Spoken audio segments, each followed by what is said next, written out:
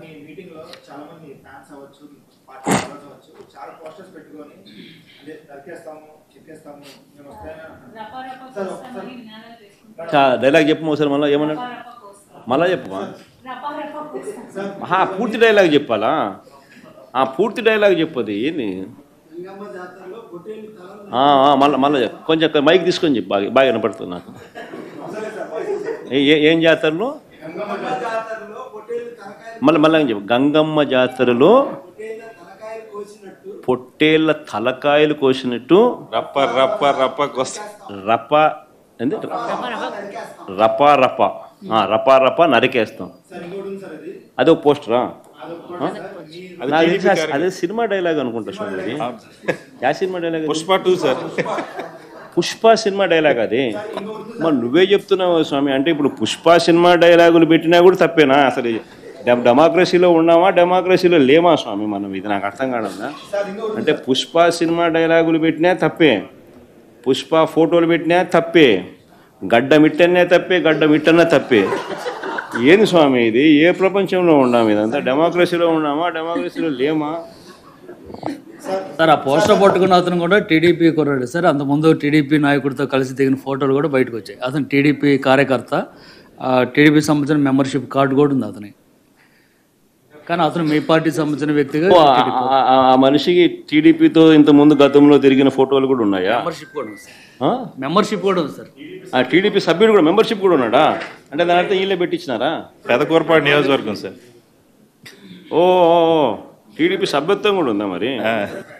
మనది బాగా చూడండి అబ్బా. అయితే సభ్యత్వం కూడా ఉందంట.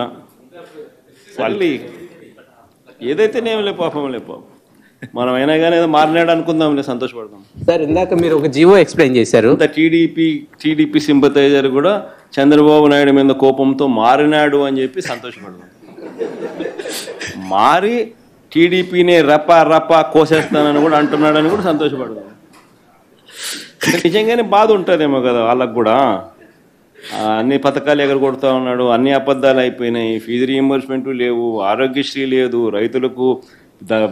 రైతులకు పెట్టుబడి సహాయం రావడం లేదు, పెట్టుబడి గిట్టుబాటు ధరలు రావడం లేదు, మరో పక్క అబద్ధాలు మోసాలతో సూపర్ 6లు లేవు, సూపర్ 7లు లేవు.